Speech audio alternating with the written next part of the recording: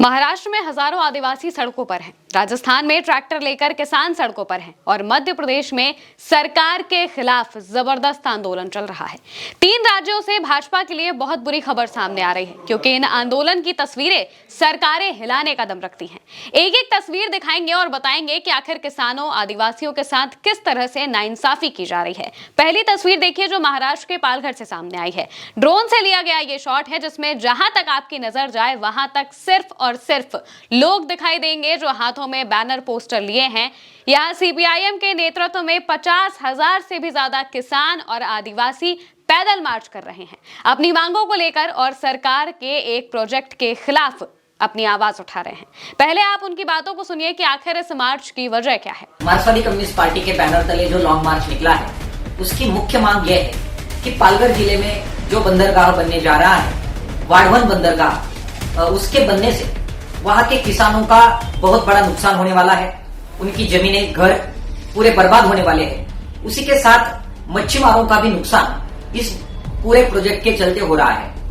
मार्क्सवादी communist party और किसान मांग कर रहे हैं कि ये प्रोजेक्ट को रद्द किया जाए। साथ में हमने मांग की है फॉरेस्ट राइट एक्ट के तहत जमीनें किसानों को देनी चाहिए।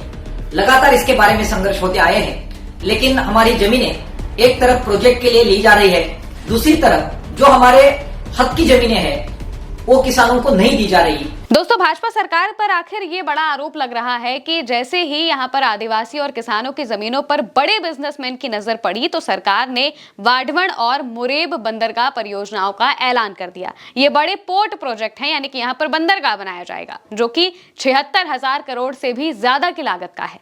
दहाड़ू तालुका में इसे प्रस्तावित किया गया है और प्रदर्शनकारियों का कहना है कि इससे पर्यावरण नष्ट होगा, मछुआरों और आदिवासियों की आजीविका छिन जाएगी, भूमि अधिग्रहण होगा और स्थानीय संस्कृति समुदाय प्रभावित होंगे। यहाँ पर आदिवासी समुदाय रहता है, किसान रहते हैं और उनकी जमीनों को छीन लिया जाएगा, उनकी भूमि अधिग्रहण कर ली जाएगी और उनसे उनकी संस्कृति भी छिन जाएगी, साथ ही साथ उनकी आजीविका छिन जाएगी। जो लोग पानी पर निर्भर हैं, जो मछुआरे जो मछली निकाल कर उससे अपना व्यापार चलाते हैं, उससे अपना घर चलाते हैं, उन्हें काफी दिक्कत आएगी।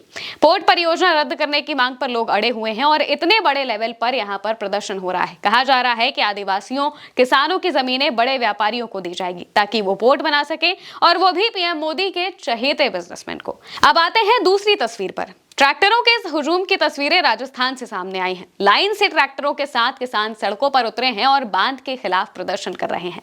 इस बांध के खिलाफ बीते 7 महीनों से प्रदर्शन हो रहा है। यहाँ के सवाई माधोपुर करौली इलाके में 76 गांव के किसानों का प्रदर्शन जारी है और वो डूंगरी बांध के खिलाफ प्रदर्शन कर रहे हैं। वो पंचायतें कर रहे हैं, रैलियां निकाल रहे हैं और सरकार के खिलाफ इतने मुखर हो चुके हैं कि प्रशासन के हाथ पांव फूलने लगे हैं। आप उनकी बातें भी सुनिए। डूंगरी बांध का आंदोलन पिछले हम 7 महीने से संघर्ष रहता है इसमें, और लगातार हमने 8 बड़ी मीटिंग की है और छोटी छोटी लगातार संगोष्ठी बैठक लगातार कर रहे हैं और ये आंदोलन आज इस मोड़ पर खड़ा कर दिया और हम इसे किसी भी कीमत पर नहीं हारना चाहते। मैंने छत्तीसगढ़, झारखंड, ओडिशा, महाराष्ट्र कई तमाम आदिवासी अंचलों में पिछले 10-12 सालों से कार्य किया हुआ।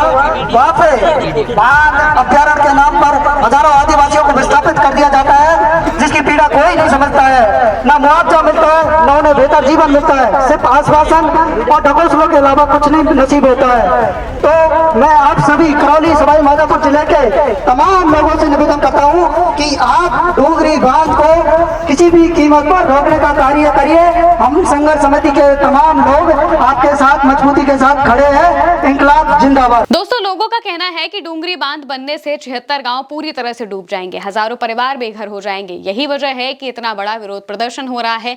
खेत, घर, जंगल, संस्कृति सब कुछ छिन जाएगा, हजारों लोग प्रभावित होंगे। रणथंभौर और कैलादेवी टाइगर कॉरिडोर भी खतरे में आ जाएगा, क्योंकि वन्य जीवों का रास्ता बंद हो सकता है। बिना ग्राम सभा की मंजूरी के, बिना लोगों की राय लिए यहाँ पर काम किए जा रहे हैं और ग्रामीण 7 महीने से लगातार यहाँ पर प्रदर्शन कर रहे हैं, पंचायतें कर रहे हैं और अपनी मांगों को लेकर डटे हुए हैं, अड़े हुए हैं अपनी मिट्टी को बचाने के लिए। उनका कहना है कि विकास चाहिए, लेकिन लोगों की जिंदगी छीन कर कभी नहीं। तीसरी तस्वीर भी देखिए, ये मध्य प्रदेश की है, जहां कांग्रेस ने आदिवासी सम्मेलन कार्यक्रम रखा, जिसमें सरकार पर सवाल उठाए जा रहे हैं। आदिवासियों की जमीनों को छीना जा रहा है। मामले पर कांग्रेस नेता उमंग सिंघार ने बयान दिया है। क्या कहा है, सुनिए। 8,000 लोगों के पट्टे निरस्त कर दिए आपके क्षेत्र के। क्या आपसे किसी ने पूछा आके निरस्त हुए पूछा किसी ने? नहीं पूछा। क्या आपके पास नोटिस आया? नहीं आया। बोलो।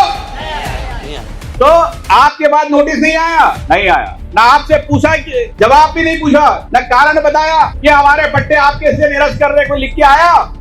नहीं आया। उस कानून में है कि निरस्त करने के पहले आपको नोटिस देना और उस पे आपकी बात को सुनना, लेकिन नहीं किया। फॉरेस्ट से कोई आया? फॉरेस्ट डिपार्टमेंट से कौन आया? कब आएंगे? सरकार आपके साथ छलावा करती है, आपकी सुनवाई नहीं करना चाहती। और जिस गांव के लोगों ने, उस कानून में यह भी लिखा था, सुप्रीम कोर्ट ने कहा था कि अगर उसके पास अगर पर्ची भी नहीं है तो अगर उसके गांव में जो वन अधिकार समिति है, जो बुजुर्ग लोग हैं, अगर वो बोल दे कि हम इसको जानते हैं और ये 80 के पहले से वहां पे काबिज है, तो उसको पट्टा मिलेगा। लेकिन आपके गांव के अंदर 40 गांव के लोग आए हो, आपके किसी बुजुर्ग लोगों से पूछा, समिति वालों से? बोलो। नहीं पूछा। तो ये आपका अधिकार है, ग्राम सभा का अधिकार है। हाथ फैलाने की जरूरत नहीं है। हम क्यों भीख मांगते हैं? ये आपका अधिकार है। पर आदिवासी भीख नहीं मांगता, वक्त आने पे तीर कमान चलाना भी जानता है। कांग्रेस अध्यक्ष जीतू पटवारी ने भी बयान दिया और बताया कि आदिवासियों के नाम एसआईआर लिस्ट से काटे जा रहे हैं। मैं मानता हूं कि एसआईआर का काम चल रहा है और एसआईआर के काम में भारतीय जनता पार्टी आदिवासियों के वोट डालने के अधिकार को छीन रही है। जो पलायन करते हैं हमारे आदिवासी भाई, उनको भारतीय जनता पार्टी नाम कटाने पे तुली है। मैं सारे बीएलओ, जो सरकारी कर्मचारी होता है, जो कलेक्टर, जो आरओ, उसको चेताना चाहता हूँ, अगर एक जगह भी आपने गलत नाम जोड़े और सही नाम काटे तो हम कांग्रेस का कार्यकर्ता बूथवार बीएलओ पे एफआईआर दर्ज कराएगा। यानी कि इन 3 राज्यों में सरकार के खिलाफ भयंकर प्रदर्शन हो रहा है और भाजपा सरकार के हाथ पांव फूल गए हैं। उन्हें समझ नहीं आ रहा है कि कैसे इन प्रदर्शनों को रोका जाए।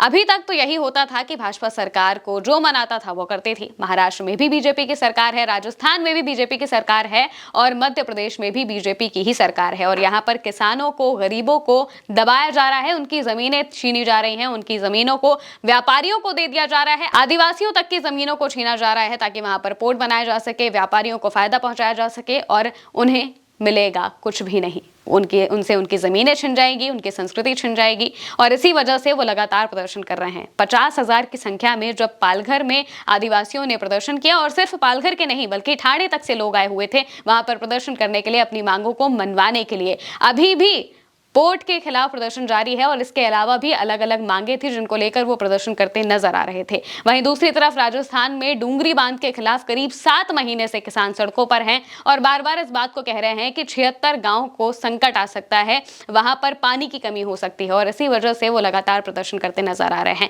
वहीं दूसरी तरफ मध्य प्रदेश में भी आदिवासियों के लिए ही कांग्रेस उनकी आवाजों को उठाने की कोशिश कर रही है और लगातार प्रदर्शन हो रहे हैं। साफ तौर से इस बात को कहा जा रहा है कि अगर बीएलओ अपना काम ठीक से नहीं करेंगे, अगर आदिवासियों के नामों को काटा जाएगा तो जाहिर सी बात है कि उन पर एफआईआर की जाएगी और बड़े लेवल पर आंदोलन प्रदर्शन भी हो सकते हैं। यानी कि भाजपा की सरकार हर तरफ घिरती हुई नजर आ रही है और धीरे धीरे ये सभी आंदोलन पूरे देश में भी फैल सकते हैं और बड़े लेवल पर होते हुए भी दिखाई दे सकते हैं। फिलहाल के लिए मेरे साथ इस खबर में इतना ही। आप देखते रहिए उल्टा चश्मा यूसी।